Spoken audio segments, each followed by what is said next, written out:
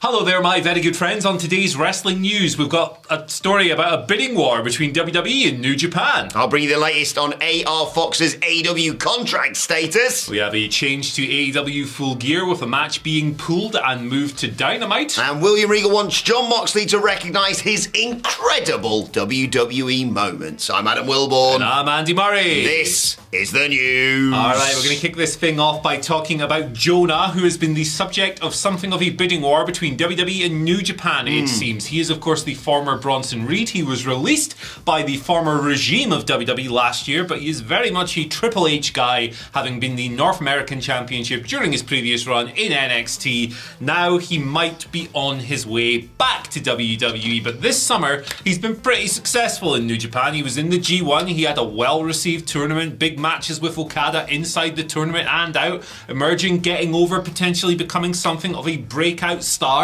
But he's got New Japan have big competition for the signature. So Dave Meltzer reported on Wrestling Observer Radio that Jonah, who is 34, had offers on the table from both WWE and New Japan. He noted that these are two kinds of different appeal, company-wise.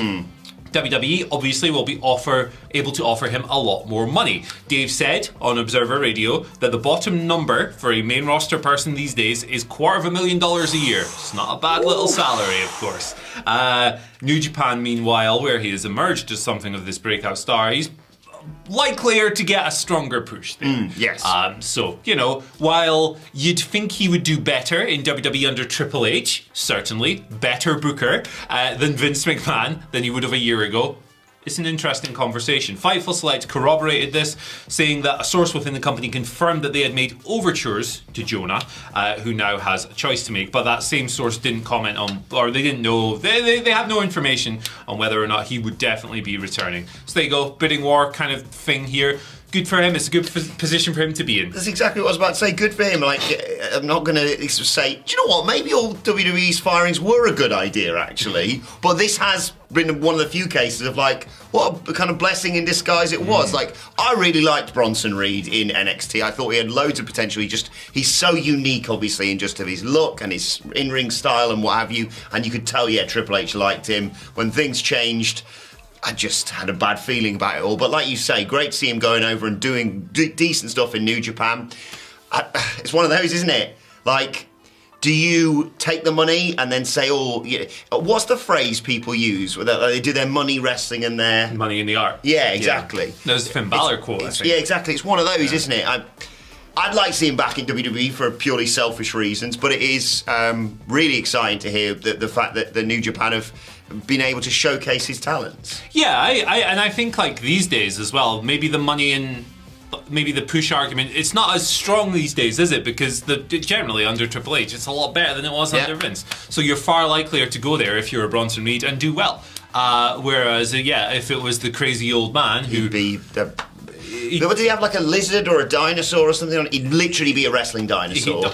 And then Luchasaurus would have to get signed and it'd be... They turn him and Flatty and R-Truth and Dana Brooke into the Flat Squad or something, I don't know. But I don't know why those three are tied together, but they are. But so yes, there you go. I'll keep an eye on this because... I want him I kind of want to see more New Japan stuff from him, but I also would not be surprised if he rocks up in the next 6 months in WWE as well. But we'll keep you posted.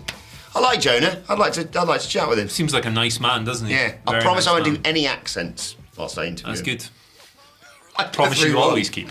Let's move on and talk from he wasn't a wrestling dinosaur, that's Luchasaurus, but I don't know why I've said that. But from that to a wrestling pirate. R Fox! Sorry, no, AR Fox. I misread that. He was great. He was great on Dynamite this week too, with Top Flight in. Unfortunately, a losing effort. No great surprise there against Death Triangle. But Fightful Selects, no crap. Just Sap, Sean Ross Sapp of Fightful Select, are reporting that it's expected that he signs with AEW. They've offered him a contract. It's not been confirmed that he has accepted the deal, but like I say, Fightful Select's AEW sources say it's probably going to happen. There was a really nice clip on Twitter of Lexi Nair chatting to him. I'm just going to read a bit of a quote of this because it got me. got me, this. He said, it's unbelievable to me. I don't think I have the words to describe it. I grew up about 10 minutes down the road and I had my mother in the crowd here for a moment that I thought I might never reach. He continued, I'm just waiting to be alone so I could cry. Like I say, nice. for my sins, you guys who were saying AR Fox is great to watch. I hadn't seen a lot of him, but hell of an introduction on Dynamite. Worked great with Top Flight. That whole match was really enjoyable. Yeah. And again, I'm going to be hypocrite alert. I'm going to sit here every day and say, bloody hell, Tony, stop signing new people.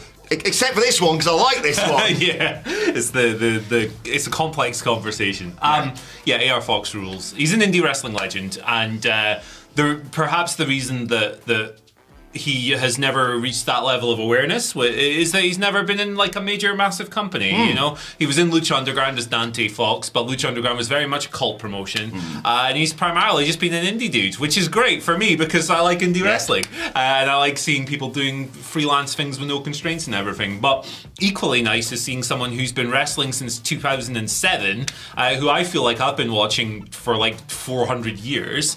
It's good to see someone like that just scoring a big contract finally, like after so long in the game, and yet he's still only 35 years old. That's mad, isn't it? Yeah, it's awesome. Like, I feel like I've been watching AR Fox for so long, and I'm very, very happy for him. Very happy about this. I hope he takes it. Well, if it's right for him, obviously. If he doesn't feel what it's right for him, fair play. But like, he runs a wrestling school in Atlanta. Like, he's trained like Austin Theory, like Jade Cargill, like a bunch of different people. It's just nice. This is why having more wrestling companies is good. Yes. Because it means that someone who has been on the indies for years and maybe thought their moment was never going to come can get this contract and do awesome stuff. Yeah, So, exactly. if you're not happy for it, okay. Yeah. And if you do want to become a wrestling pirate, AR Fox, I always like Paul Burchill swinging on the rope onto the entranceway. Yes. What are we talking about that? Congratulations to AR Fox. Lovely stuff, this. Full gear. When is it? Tomorrow. Oh, bollocks. Better get something organised. There's a match that's not happening. There's a good reason for it. Is it the world title match because Moxley thinks it's on Sunday? Yeah. No, it's the World Title Eliminator Tournament final, actually. So let's do the whistle-stop version of this. It was supposed to be Ricky and Lance at the quarterfinal stage on last week's Rampage. That didn't happen. They did the injury angle. Now, Ricky and Lance are facing each other on Rampage tonight. The winner of that will face Brian Cage on the 0 Hour pre-show tomorrow. And then, instead of the World Title Eliminator Tournament final taking place on the pay-per-view, as was originally announced when they announced the tournament itself, the finals will take place on Dynamite next week. So that match has been picked up from Saturday, moved over here to Wednesday, where the winner of Brian Cage, Lance Archer, or Ricky Starks will fight Ethan Page, and the winner of that will advance to face Jon Moxley or MJF for the world title at Winter is Coming. That's a whole lot to remember, but the reason it was moved is very simple. Ricky Starks was legitimately not medically cleared to compete last Friday. So it's not just Tony getting a bit mental and going, just mess with stuff. It's him going, yeah, you're hurt, so I need to reconfigure this. So there you go. I'm so glad you cleared all that up, because I've got to be honest, watching Dynamite and them going, I'll see you on Rampage, and I was like, I'll swear that wasn't the semi-final. Yeah. So I was just suddenly like, but wait a second, so someone's going to have to do double duty. That's not very fair. That's harsh. Yeah, exactly. But also, I'm glad it's been moved. Not that it... Because there's an argument to be made, if either person wins, then either of MJF or Mox could win. But I didn't like previously when you'd see someone win I'm the next in line thing, and you'd go, cool, so that's a babyface, so probably the heel's going to win the main event or the world title match or whatever, and vice versa. I mean, it doesn't really matter. There's an argument to be made that you could easily have, Ricky Starks versus Mox, or Ricky Starks versus MJF. Ricky Starks is someone I'd quite like to win the whole thing, as you can probably tell. But I like that it's been moved to Dynamite. So it's like, congratulations, you're either still the world champion or the new world champion. And then on the first night where you're like, hey, look at me, there's your first contender just being named. Sets up nicely. I don't know, who's going to win it? I'd like Ricky versus MJF at Winter is Coming. Oh my God. Also, Winter is Coming. You know what they should do? Me and Michael Sidgwick brainstormed this. What's this? House of Black need to come back after the Elite win the titles tomorrow because they're winning. Winter is Coming. House of Black versus the Elite, trios titles, House of Black wear full black metal corpse paint, all of that stuff. I'm here for it, man. Let's do that. When there's like snow and stuff coming down while these scary men are being scary men, I love it. Yeah. Check out the footage from the God's Hate show in Brooklyn last night, by the way. Every AEW wrestler was seemingly out there. I tweeted it. It looks mental. Great stuff. I love it. I'm not a pit guy anymore, but if I was, God, no. it'd be awesome. Far too old for that sort of thing. My creaky old joints can't handle it. I don't like being near people. You ever crowd killed before? I don't think no. Okay. I've barely crowd sort of bodyboarded, so. Like Fred Durst on the door. All right. Oh boy. Let's move on to the guy who's going to lose the world title on Saturday, hopefully. Jon Moxley. Gary Gimmicks. Anyway, Jon Moxley has been talked about, unsurprisingly, by William Regal on his brilliant Gentleman's Villain podcast, which, Andy, is one of the best podcasts out there. That isn't ours. What Culture Wrestling, wherever you get your podcast from. It depends who's on it. Yeah, granted.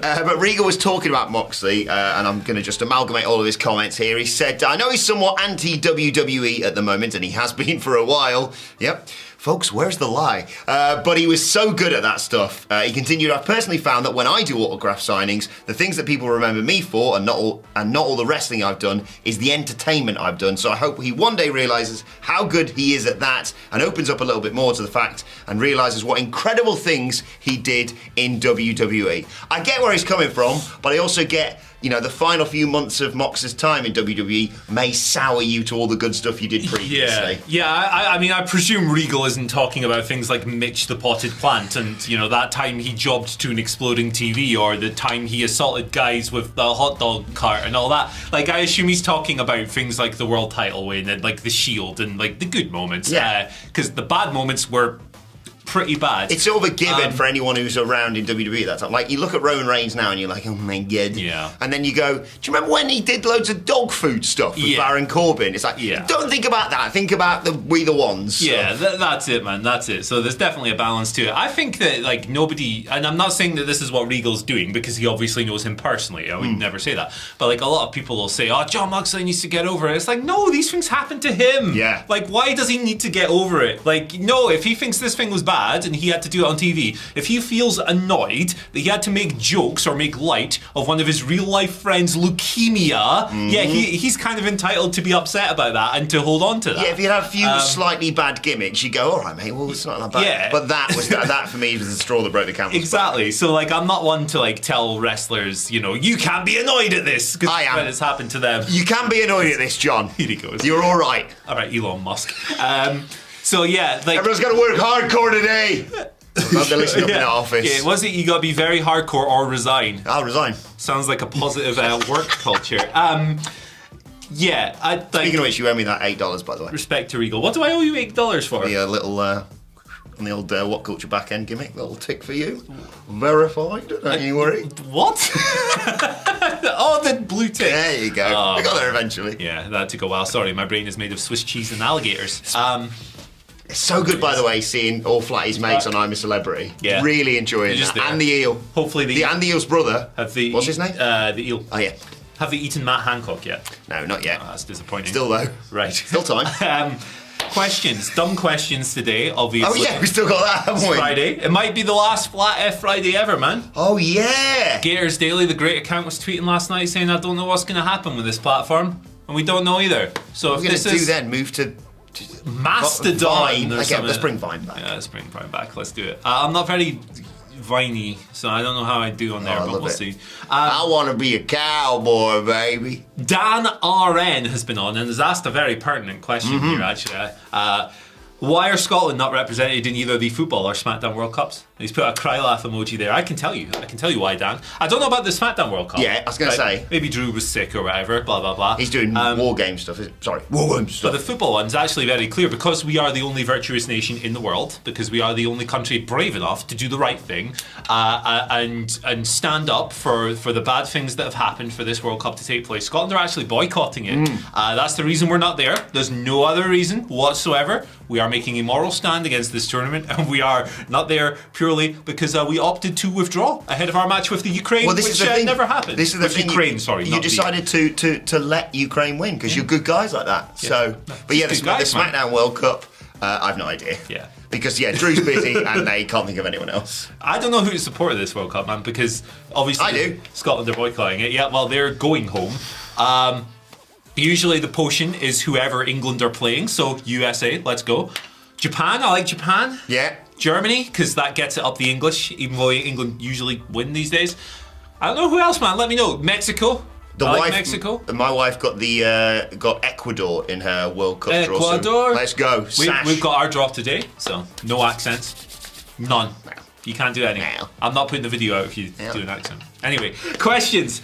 Web Daddy asks. Oh, good name. Good McMorning. Should Kenny Omega bite one of Death Triangle during the match? Yes! Yeah. I mean, obviously no, because CM Punk will sue his ass somehow. But yes. Yeah.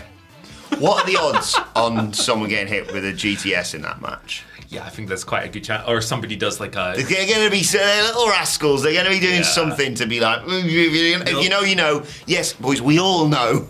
They'll do a deliberate botch on a buckshot lariat or something. Well, they'll do something assholey. And no one do a buckshot lariat who isn't Hangman Page. Everyone gets injured. Or Logan Paul, it seems. Yeah. But he's injured too, so was that the thing? I don't know. Yeah. Our final, on a related note, our final question is from Chesto Cheeto, who says, if you had to go down the Alice in Wonderland rabbit hole and can only take one weapon from wrestling with you, what is it? And they ask, why would it be the hand that Mae Young gave birth to? I got a real simple one. Ace Steel. What was it for anything? I know quite a few people in wrestling who are absolute weapons, but I don't think I would use that.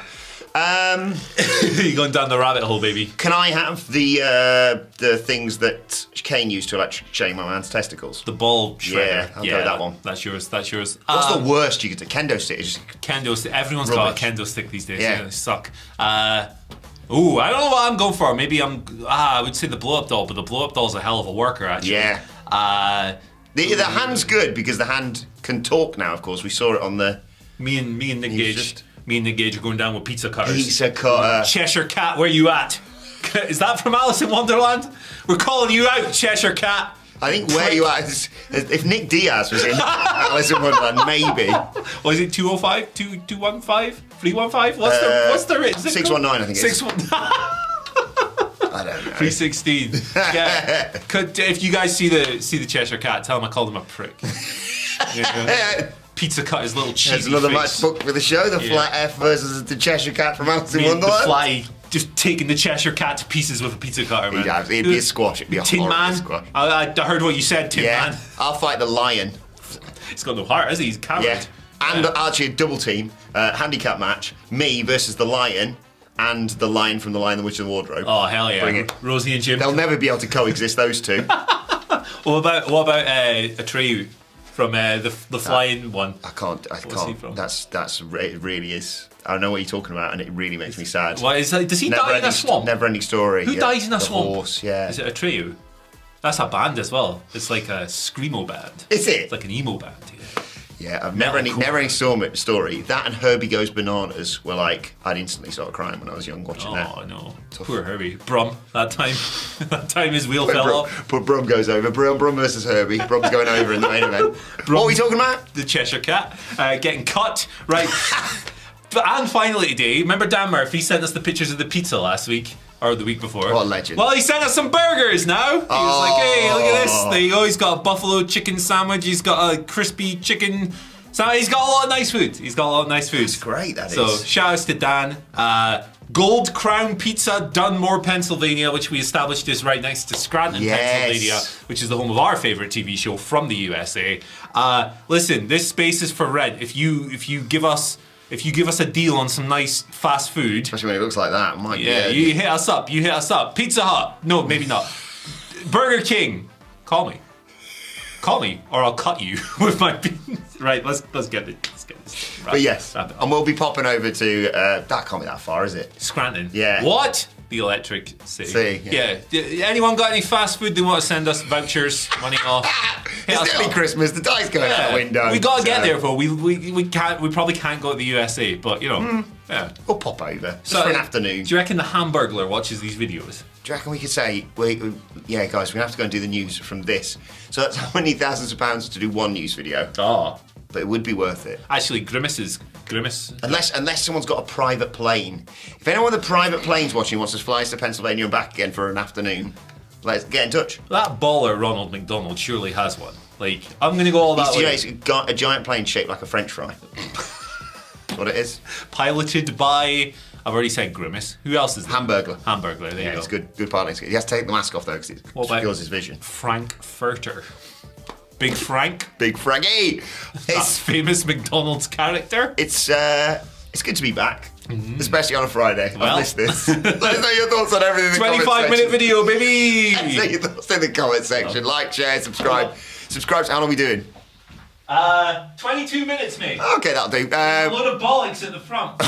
Right, okay. Oh, look at that. There we go. Grimace. Hey, it's Grimace. Let us know your thoughts in the comments and on Twitter at WhatCultureWWE. Watch. You can follow both of us. You follow Andy Murray at. Nah. Follow me at Adam Wilborn. There's a link on there where you can donate towards this monstrosity as well. Think of his wife. Yeah. At What Culture WWE, as I said. What Culture Wrestling, wherever you get your podcast from, for daily wrestling podcast. We're going to be previewing SmackDown and Rampage and looking ahead to Full Gear and Wrestle Culture, all the good stuff basically coming your way later. Addressing our enemies. Addressing all of our enemies, indeed. And I don't have any enemies. Fantasy booking more matches like Brom versus... Who's Brom facing? Oh, Herbie. Right, that's been the news. Good to be back. Thanks, Andy. Thank you for joining us. We'll see you soon.